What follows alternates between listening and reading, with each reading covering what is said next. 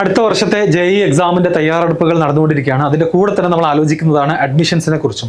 അപ്പോൾ അതിൽ നമുക്കറിയാം GCCയിലൊക്കെ പഠിക്കുന്ന കുട്ടികൾക്ക് വേണ്ടി എക്സ്ക്ലൂസീവ് ആയിട്ടുള്ള ഒരു സ്കീമാണ് ദാസ സ്കീം എന്ന് പറയുന്നത്. കഴിഞ്ഞ 2-3 വർഷങ്ങളായിട്ട് അതിൽ ഒരുപാട് വീഡിയോസ് ചെയ്യുകയും GCCയിലുള്ള കുട്ടികൾ പാരൻസും ഇതിനെക്കുറിച്ച് അറിയുകയും ഒരുപാട് സംശയങ്ങളൊക്കെ ചോദിക്കുന്നുണ്ടായിരുന്നു. അപ്പോൾ ഈ വർഷത്തെ ഒരു അപ്ഡേറ്റ് കഴിഞ്ഞ് ഇപ്പം നമ്മുടെ 2025 അഡ്മിഷൻസ് എല്ലാം കഴിഞ്ഞു. അപ്പോൾ അതിനുശേഷം ദാസ സ്കീമിന്റെ ഒരു അപ്ഡേറ്റ് എന്താണ്, അടുത്ത വർഷം GCCയിലൊക്കെ +1 +2 പഠിക്കുന്ന കുട്ടികൾക്ക് എങ്ങനെ ഈ ഒരു സ്കീം ഉപയോഗിക്കാൻ പറ്റും, അതെങ്ങനെ യൂസ്ഫുൾ ആകും എന്നുള്ള കാര്യങ്ങളാണ് ഞാൻ പറയാൻ പോകുന്നത്.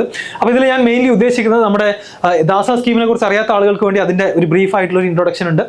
ദാസ അലോട്ട്മെന്റ് എന്ന് പറഞ്ഞു കഴിഞ്ഞാൽ direct admission of students abroad പഠിക്കുന്ന കുട്ടികൾക്ക്, അതിൽ GCC മാത്രമല്ല ഫോറിൻ നാഷണൽസ് ആയിട്ടുള്ള ആളുകൾക്ക്, NRIs, അതുപോലെ persons of Indian origin, overseas citizens of India തുടങ്ങി ഒരുപാട് കാറ്റഗറിയിൽ പെടുന്ന കുട്ടികൾക്ക് നമ്മുടെ NIT+ സിസ്റ്റം, NITസും IIITസും അതുപോലെ school of planning and architecture, അതുപോലെ തന്നെ ഗവൺമെന്റ് ഫണ്ട് ടെക്നിക്കൽ ഇൻസ്റ്റിറ്റ്യൂട്ട്, ഈ കാറ്റഗറിയിലുള്ള ഒരുപാട് ഇൻസ്റ്റിറ്റ്യൂട്ടുകളിലേക്കുള്ള സ്പെഷ്യൽ റിസർവേഷൻ സ്കീമാണ് ദാസ സ്കീം എന്ന് പറയുന്നത്. അതും സൂപ്പർ ന്യൂമററി ആണ്. നമ്മുടെ കേരളത്തിലോ അല്ലെങ്കിൽ ഇന്ത്യയിലുള്ള കുട്ടികളുടെ സീറ്റ് മാറ്റി വെച്ചിട്ട് അവർക്ക് കൊടുക്കുകയല്ല ചെയ്യുന്നത്.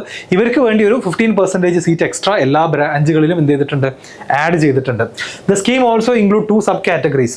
ഈ ദാസയിൽ തന്നെ CIWG എന്ന് പറയുന്ന ഒരു സബ് കാറ്റഗറി ഉണ്ട്. അതാണ് ആക്ച്വലി ഏറ്റവും അട്രാക്റ്റീവ് ആയിട്ടുള്ളത്. ബിക്കോസ് സപ്പോസ് നിങ്ങൾ +1 +2 ഗൾഫ് കൺട്രീസിലാണ് പഠിക്കുന്നത്, നിങ്ങളുടെ ഒരു പാരന്റ് ഗൾഫിൽ വർക്ക് ചെയ്യുന്നുണ്ടെന്നുണ്ടെങ്കിൽ നിങ്ങൾക്ക് ഇന്ത്യയിൽ JEE വഴി NITയിലൊക്കെ ജോയിൻ ചെയ്യുന്ന സെയിം ഫീസ് കൊടുത്തുകൊണ്ട് എന്ത് ചെയ്യാൻ പറ്റും, CIWG എന്ന് പറയുന്ന സബ് കാറ്റഗറി വഴി നിങ്ങൾക്ക് ജോയിൻ ചെയ്യാൻ സാധിക്കും.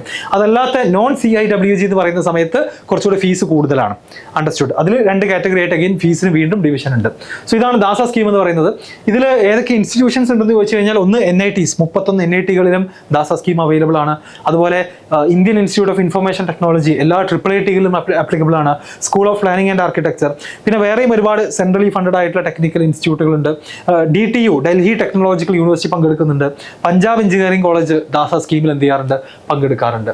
അപ്പോൾ DASA is well known for BTech admissions. It also offers seats in other under graduate programmes. അതായത് ആർക്കിടെക്ചർ, BArchലേക്കും പ്ലാനിങ്ങിലേക്ക് അടക്കം ദാസ സ്കീം വഴി ഒരാൾക്ക് അഡ്മിഷൻ എടുക്കാവുന്നതാണ്. അപ്പോൾ നെക്സ്റ്റ് നമ്മൾ നോക്കാൻ പോകുന്നത് എന്താണ് ഈ സ്കീമിന്റെ അഡ്വാൻറ്റേജ്. അപ്പോൾ കഴിഞ്ഞ അഡ്മിഷൻസിൽ നമുക്ക് ഇന്ത്യയിലെ ഒരു ജനറൽ കാറ്റഗറിയിൽ ടോപ്പ് 5 NITസിൽ ഒരു കുട്ടി ജോയിൻ ചെയ്യാൻ ഓരോ ബ്രാഞ്ചിലെയും ലാസ്റ്റ് റാങ്ക് എത്രയാണ് നമുക്ക് നോക്കാം. അതുപോലെ ദാസ സ്കീം വഴി ജോയിൻ ചെയ്യുകയാണെങ്കിൽ എത്രയായിരുന്നു ലാസ്റ്റ് റാങ്ക് എന്നുള്ളത് നോക്കാം. അപ്പോൾ ഇവിടെ നമ്മൾ നോക്കിയാൽ NIT ട്രിച്ചിയുടെ എക്സാമ്പിൾ എടുത്താൽ ഓപ്പൺ കാറ്റഗറിയിലുണ്ട്, അത് റിസർവ്ഡ് ഒന്നുമല്ല, ജനറൽ കാറ്റഗറിയിലുള്ള ഒരു സ്റ്റുഡൻറ്റിന് NIT ട്രിച്ചിയിൽ കെമിക്കൽ എഞ്ചിനീയറിംഗ് കിട്ടണമെന്നുണ്ടെങ്കിൽ ലാസ്റ്റ് റാങ്ക് 32,000 ആയിരുന്നു. അതേ സമയത്ത് ദാസയുടെ CIWG വഴി ജോയിൻ ചെയ്യുകയാണെങ്കിൽ 1.9 lakh ആണ് JEE മെയിനിൽ ഓൾ ഇന്ത്യ റാങ്ക് വേണ്ടത്. ഓക്കെ, 3.6 lakh ആണ് നോൺ CIWGയിൽ ജോയിൻ ചെയ്യാൻ വേണ്ടിയിരുന്ന ലാസ്റ്റ് റാങ്ക് എന്ന് പറയുന്നത്. അപ്പോൾ ഇവിടെ ഫീസ് കൂടുതലാണ്. ഇതിൽ ഇന്ത്യയിലെ അതേ ഫീസ് കൊടുത്താൽ മതി ഈ കാറ്റഗറിയിൽ. ഇതുവഴി പോവുകയാണെന്നുണ്ടെങ്കിൽ നമ്മൾ സാർക്ക് കൺട്രീസിലാണെന്നുണ്ടെങ്കിൽ $2,000 പെർ സെമസ്റ്ററും, അതുപോലെ നോൺ സാർക്ക് കൺട്രീസ് ആണെന്നുണ്ടെങ്കിൽ $4,000 പെർ സെമസ്റ്ററാണ്. അപ്പോൾ നിങ്ങളുടെ പാരന്റ് ഗൾഫിൽ വർക്ക് ചെയ്യുകയാണ്, നിങ്ങൾ +1 +2 ചെയ്തത് ഗൾഫിലാണെന്നുണ്ടെങ്കിൽ നിങ്ങൾ ഈ കാറ്റഗറിയിലാണ് വരിക. അപ്പോൾ നമ്മുടെ ഇന്ത്യയിൽ നിന്ന് ഒരു കുട്ടിക്ക് 32,000 വേണമെന്നുണ്ടെങ്കിൽ ഇവിടെ 1.9 lakh മതി. സിവിൽ എഞ്ചിനീയറിംഗ് ആണെങ്കിൽ 33,000 ആണെങ്കിൽ ഇവിടെ 3.33 lakh ആണ്. ഇൻസ്ട്രുമെന്റേഷൻ എഞ്ചിനീയറിംഗ്, അങ്ങനെ ഓരോന്ന് നിങ്ങൾക്ക് ചെക്ക് ചെയ്ത് നോക്കാം. കമ്പ്യൂട്ടർ സയൻസിനാണെന്നുണ്ടെങ്കിൽ ട്രിച്ചി ആയതുകൊണ്ട് തന്നെ നല്ല ഹൈ കട്ട് ഓഫ് ആണ് അവിടെ വന്നിട്ടുള്ളത്. 1605 ആണ് ട്രിച്ചിയിലെ ഓപ്പൺ കാറ്റഗറിയിലുള്ള കമ്പ്യൂട്ടർ സയൻസിന്റെ കട്ട് ഓഫ്. എന്നാൽ ദാസ സ്കീമിലേക്ക് വരുന്ന സമയത്ത് 16,000 ഉണ്ടെങ്കിൽ തന്നെ നമുക്ക് ട്രിച്ചിയിൽ കമ്പ്യൂട്ടർ സയൻസിന് ജോയിൻ ചെയ്യാൻ സാധിക്കും. ഒരുപാട് സീറ്റുകളൊന്നും ഇല്ല, പക്ഷെ നമുക്കറിയാം നമ്പർ ഓഫ് സ്റ്റുഡൻസ് ഇതിനു വേണ്ടി ട്രൈ ചെയ്യുന്ന കുട്ടികളുടെ എണ്ണം ആക്ച്വലി കുറവാണ്. +1 +2 നമ്മൾ ഗൾഫിൽ പഠിക്കുന്ന ആളുകളായിരിക്കണം. അതുപോലെ നമ്മുടെ ഏതെങ്കിലും ഒരു പാരന്റ് എന്ത് ചെയ്യണം, ഗൾഫിൽ ജോലി ചെയ്യുന്ന ആളുമായിരിക്കണം. പിന്നെ നമ്മൾ ഇലക്ട്രിക്കൽ ആൻഡ് ഇലക്ട്രോണിക്സിലേക്കൊക്കെ വരികയാണെന്നുണ്ടെങ്കിൽ 78,000 33,000 ഒക്കെയാണ് കാണാൻ സാധിക്കുക. അതുപോലെ വാറങ്കിലേക്ക് പോയാലും സിമിലർ ട്രെൻഡ് തന്നെ കാണാം. നിയർലി 10 times 37,000 എന്നുള്ളത് ഇവിടെ എത്തുമ്പോഴത്തേക്കും 3.5 lakh ആയിട്ടുണ്ട്. AI ആൻഡ് ഡേറ്റ സയൻസ് എന്നുള്ള ബ്രാഞ്ച് ഇവിടെ 3,100 ആണെന്നുണ്ടെങ്കിൽ ഇത് 47,000 എത്തിയിട്ടുണ്ട്. സിമിലർലി കമ്പ്യൂട്ടർ സയൻസ് 2,600 ആണ് ക്ലോസിംഗ് റാങ്ക്, ഇവിടെ 38,176 ആണ്. അപ്പോൾ ഈ രൂപത്തിലാണ് റാങ്കുകൾ വരുന്നത്.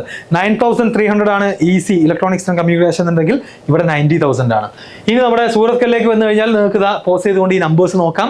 അപ്പോൾ ഓരോ ബ്രാഞ്ചിലും സത്യം പറഞ്ഞു കഴിഞ്ഞാൽ വിദേശത്ത് പഠിക്കുന്ന കുട്ടികൾക്ക് ആക്ച്വലി അവിടെ നിന്നുകൊണ്ട് തന്നെ +1 +2 അവിടെ പഠിച്ചുകൊണ്ട് തന്നെ JEE മെയിൻ എഴുതുകയാണെന്നുണ്ടെങ്കിൽ നിങ്ങൾക്ക് ഈ പറയുന്ന റാങ്കുകൾ ഉണ്ടെങ്കിൽ പോലും എന്ത് ചെയ്യാൻ പറ്റും, 43,000 ഓൾ ഇന്ത്യ റാങ്ക് വന്നാൽ പോലും AI ജോയിൻ ചെയ്യാം. അതുപോലെ തന്നെ കമ്പ്യൂട്ടർ സയൻസ് ആണെങ്കിൽ 22,000 വേണ്ടി വന്നിട്ടുണ്ട്. എന്നാൽ ഇവിടെ 2,000 വേണ്ടി വരും ഇന്ത്യയിൽ എക്സാം എഴുതുകയാണെന്നുണ്ടെങ്കിൽ. അപ്പോൾ ഇത് ഇന്ത്യയിൽ എഴുതുന്ന കുട്ടികൾക്ക് ഒരു ഡിസഡ്വാൻറ്റേജ് ആണെന്നൊന്നും ചിന്തിക്കേണ്ട ആവശ്യമൊന്നുമില്ല. ആക്ച്വലി ഇത് ആഡഡ് സീറ്റാണ്, 15% എക്സ്ട്രാ സീറ്റ് ആഡ് ചെയ്തുകൊണ്ട് എന്ത് ചെയ്യാണ് ഗൾഫിലെ കുട്ടികൾക്കും വിദേശത്തുള്ള കുട്ടികൾക്കൊക്കെ JEE വഴി ഒരു ഓപ്പർച്യൂണിറ്റി കൊടുക്കുകയാണ്. അതിന് എല്ലാ സീറ്റും ഫിൽ ആവാറൊന്നുമില്ല, കുറച്ച് ആളുകൾ മാത്രമേ എന്ത് ചെയ്യാറുള്ളൂ, ജോയിൻ ചെയ്യാറുള്ളൂ. ഈ ഒരു ടോട്ടൽ നമ്പർ നമ്മൾ എടുക്കുകയാണെങ്കിൽ അതിൽ നല്ലൊരു ശതമാനം എല്ലാ വർഷവും വേക്കൻ്റ് ആയി കിടക്കാറാണ്. ബിക്കോസ് CIWG ജോയിൻ ചെയ്യുകയാണെങ്കിൽ ഓക്കെ സെയിം ഫീസിന് പഠിക്കാം, പക്ഷെ അല്ലാന്നുണ്ടെങ്കിൽ നമ്മൾ $2,000 അല്ലെങ്കിൽ $4,000 പെർ സെമസ്റ്റർ ഫീസിലായിരിക്കും ജോയിൻ ചെയ്യേണ്ടി വരിക. ഇനി നമ്മുടെ NIT റൂർക്കലയിലുള്ള ഡാറ്റ നിങ്ങൾക്ക് നോക്കിയാൽ കാണാം, ഇവിടെ നോൺ CIWG റാങ്ക് ഇല്ല, വിച്ച് മീൻസ് ഈ ഒരു ബ്രാഞ്ചിൽ ഈ ഹയർ ഫീസ് കൊടുത്തിട്ട് ആരും ജോയിൻ ചെയ്തിട്ടില്ല എന്നാണ് അതിൻ്റെ അർത്ഥം. മേ ബി അതായിരിക്കാം അതിൻ്റെ കാരണം. അതുപോലെ തന്നെ കമ്പ്യൂട്ടർ സയൻസിൽ വരികയാണെങ്കിൽ 4,000-ൽ നിന്ന് 1 lakh വരെ, 1 lakhന് റൗർക്കലയിൽ നമുക്ക് എന്ത് കിട്ടും, CIWG സീറ്റിൽ കമ്പ്യൂട്ടർ സയൻസ് കിട്ടുന്നുള്ളതാണ് പ്രത്യേകത. ഇനി നമ്മുടെ കാലിക്കറ്റിലേക്ക് വരികയാണെങ്കിൽ അഗെയിൻ നോക്കാം, കമ്പ്യൂട്ടർ സയൻസിൻ്റെ ഈ വർഷത്തെ ക്ലോസിംഗ് റാങ്ക് എന്ന് പറയുന്നത് 8,601 ആണ്. അത് CIWGയുടെ ദാസ സ്കീമിലേക്ക് വരികയാണെങ്കിൽ 74,000-ഉം. ഇനി ഹയർ ഫീസ് കൊടുത്തുകൊണ്ട് 1.26 lakhനും കുട്ടികൾ എന്ത് ചെയ്തിട്ടുണ്ട്, ജോയിൻ ചെയ്തിട്ടുണ്ട്. അതുപോലെ ഇൻട്രസ്റ്റിംഗ്ലി ഇപ്പോൾ പ്രൊഡക്ഷൻ പോലുള്ള ഒരു ബ്രാഞ്ച് എടുക്കുകയാണെന്നുണ്ടെങ്കിൽ നമ്മുടെ ഇവിടുത്തെ കട്ട് ഓഫ് 33,000-ഉം പ്രൊഡക്ഷനിൽ CIWGയിൽ 4.9 lakhും 4.98 lakhും അതുപോലെ തന്നെ 9.76 lakh ആണ് നോൺ CIWGയിൽ ജോയിൻ ചെയ്തിട്ടുള്ളത്. അപ്പോൾ ബേസിക്കലി എക്സാം എഴുതിയാൽ മതി, JEE മെയിൻ എഴുതിയിട്ട് എന്തെങ്കിലും ഒരു കുറച്ച് 4-5 ക്വസ്റ്റ്യൻ ശരിയായി തന്നെ നമുക്ക് 9.7 lakh എത്തും. ആകെ റാങ്ക് ലിസ്റ്റിൽ ഒരു 14 ലക്ഷം കുട്ടികളാണുള്ളത്, റൈറ്റ്. അപ്പോൾ അതിൽ 9.7 lakh എത്തിയവരെ നമുക്ക് എന്ത് ചെയ്യാൻ പറ്റും, NIT കാലിക്കറ്റിൽ അഡ്മിഷൻ പല ആളുകൾക്കും കിട്ടും. അപ്പോൾ ഇത് മുഴുവൻ അതാണ്, ഇത് അത്യാവശ്യം നല്ല നമ്പർ ഓഫ് ആളുകൾ അവിടെ മേ ബി അഡ്മിഷൻ എടുത്തിട്ടുണ്ടാവാം. GCCയിലൊക്കെ ഒരുപാട് മലയാളി സ്റ്റുഡൻസ് ഉള്ളതാണ്. അതുകൊണ്ടാണ് കാലിക്കറ്റിൽ എല്ലാ ബ്രാഞ്ചിലും ഇത്രയധികം ലാസ്റ്റ് റാങ്ക് വരാനുള്ള കാരണം. 8 lakh ഒക്കെ വന്നിട്ടുണ്ട്. പക്ഷെ അതിൽ ഇന്ത്യൻ സ്റ്റുഡൻസിന്റെ സെയിം ഫീസ് കൊണ്ട് ജോയിൻ ചെയ്യണമെന്നുണ്ടെങ്കിലുള്ള ലിസ്റ്റാണ് ഈ കാണുന്നത്. 2 lakh ഉണ്ട്, 1.9 lakh, 3.5 lakhന് സിവിൽ കിട്ടിയിട്ടുണ്ട്. അതുപോലെ 4.9 lakh ആണ് ഞാൻ നേരത്തെ പറഞ്ഞ പോലെ പ്രൊഡക്ഷൻ. കമ്പ്യൂട്ടർ സയൻസ് ആണെന്നുണ്ടെങ്കിൽ 74,000 ആണ്. ഇതാണ് ഈ വർഷത്തെ ദാസ സ്കീമിന്റെ ഒരു അപ്ഡേറ്റ്. അപ്പോൾ ഇതിന്റെ കൂടുതൽ ഡീറ്റെയിൽസ് ഒക്കെ നമ്മൾ മുൻപ് പല വീഡിയോസിലും ചെയ്തിട്ടുണ്ട്. ഇതിനു വേണ്ടി ഇപ്പം ആരും ഒന്നും പ്രത്യേകിച്ച് ചെയ്യേണ്ട ആവശ്യമില്ല. അഡ്മിഷൻ സമയത്ത് സെപ്പറേറ്റ് ആയിട്ട് ഇതിനു വേണ്ടി അലോട്ട്മെന്റിന് നമ്മൾ അപ്ലൈ ചെയ്യണം. ആ സമയത്ത് മാത്രം ആലോചിച്ചാൽ മതി. ഇതിനു വേണ്ടി എലിജിബിലിറ്റി ഞാൻ നേരത്തെ പറഞ്ഞ പോലെ തന്നെ +1 +2 നിങ്ങൾ GCC കൺട്രീസിൽ അല്ലെങ്കിൽ പുറത്ത് പഠിക്കുന്ന ആളുകളായിരിക്കണം. ആൻഡ് നിങ്ങളുടെ പാരന്റ് ഗൾഫിൽ വർക്ക് ചെയ്യുന്ന ആളാണെങ്കിലാണ് നിങ്ങൾ CIWG എന്ന് പറയുന്ന സ്കീമിന് വരിക. ഓക്കെ, കൂടുതൽ സംശയമുള്ളവർ ചോദിക്കുക. ഇതുപോലെ തന്നെ ഈ വർഷം കഴിഞ്ഞ 2025-ലെ ജോസ അഡ്മിഷൻസിനെ ബേസ് ചെയ്തുകൊണ്ട് എന്തൊക്കെ ഡാറ്റയും അനാലിസിസുമാണ് നിങ്ങൾക്ക് വേണ്ടതെന്നുള്ളത് കമന്റ് ബോക്സിൽ പറയാം. NIT കാലിക്കറ്റിന്റെ ഒരു ഓവറോൾ റിപ്പോർട്ട് വേണമെന്നുണ്ടെങ്കിൽ നമുക്ക് അത് നോക്കാം. അപ്പോൾ ഡെഫിനറ്റ്ലി എല്ലാ കുട്ടികളും കമന്റ് ബോക്സിൽ പറയാം. ആൻഡ് JEE ആസ്പയർ ചെയ്യുന്ന ഗൾഫിൽ പഠിക്കുന്ന നിങ്ങളുടെ friends or relatives or family ആരെങ്കിലും ഉണ്ടെങ്കിൽ ആ കുട്ടികൾക്കോ പാരൻസിനോ ഈ വീഡിയോ എന്ത് ചെയ്യുക, നിർബന്ധമായിട്ടും അയച്ചു കൊടുക്കാം. Okay, thank you.